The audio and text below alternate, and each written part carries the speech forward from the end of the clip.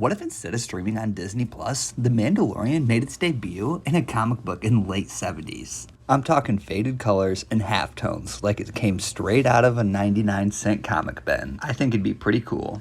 So today, that's exactly what I'm gonna do. This is the way. First up, we have the little man himself, Grogu. I will never forget the original hype around this character. I mean, do you guys remember when we didn't even know his name? He was just the child. You can't not convince me that this little guy has had a lot to do with keeping Star Wars relevant. I mean, look at him. How can he not? He's so cute. I recently found out that they weren't originally planning on having him be a puppet. They had like a puppet and it was just like a stand-in and he was going to be a CGI character. And Warner Herzog convinced them to have it just be the puppet. And I think that that definitely adds to his popularity and like why people like him so much. He's like a real thing. With that being said, what do you think? How did he turn out? Comment below. And now, on to the next character, the Mandalorian himself, Din Djarin. Throughout the first season of The Mandalorian, they do such a good job at making you care about Din Djarin without ever showing his face. I recently got the Art of the Mandalorian books, and there's a couple different original designs for Din Djarin that are pretty interesting. There's this Viking one where he's got this really cool furry cape. There's also one where he's got no chest armor, which is kind of weird. But I like the look that they ended up settling on for Din Djarin. His armor is simple but sleek. I just want to take a quick second here to shout out that the actor in the bodysuit for Din Djarin most of the time is John Wayne's grandson, which I think is really cool.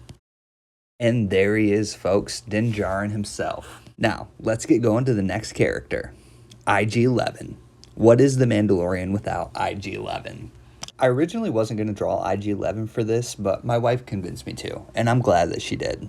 Even though IG-11 isn't in a ton of episodes of the show, he definitely has a big impact.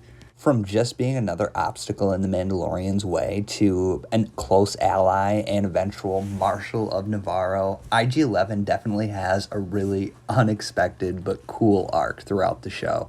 Although I will say part of what makes his character so interesting is Taika Waititi putting his signature quirkiness onto the character. But needless to say, IG-11 has definitely earned his place on the Mount Rushmore of Star Wars droids.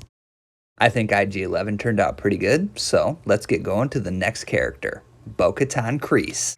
I'm going to be really straightforward with you guys. I never watched the Clone Wars animated series. I only watched the one that Genndy Tartakovsky did in 2D.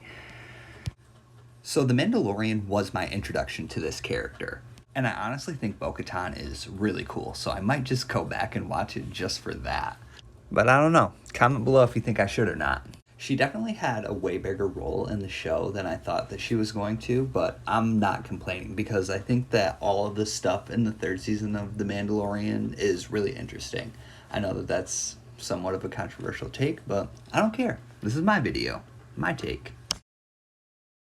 And there she is, folks. You know what to do. Comment below those thoughts. And last but not least, the main villain of The Mandalorian, Moff Gideon. Giancarlo Esposito is such an intimidating actor. I knew from Breaking Bad that him playing Moff Gideon, like we were in for a wild ride with this character. And we were. Those Dark Troopers he made were insane. Not to even mention how close he got to making Force-sensitive clones.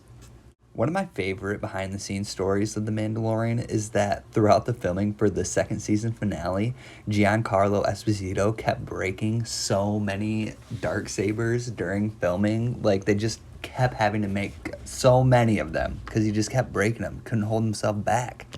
And there he is, folks. What do you think? Now that we're all done, which one of these do you think turned out the best? Make sure you let me know in the comment section. Thank you to those of you who stuck around to the end of this video. I just wanted to take the time at the end of this video to showcase a couple of my own creative projects. I have this children's coloring book, as well as a mid-grade science fiction adventure. So, if you have a kid at home that loves Star Wars, these are the books for them. I guarantee you that they're gonna love it. You can pick them up on Amazon and Barnes & Noble. Thanks again, everyone. And don't forget to hit that like and subscribe button. Till next time.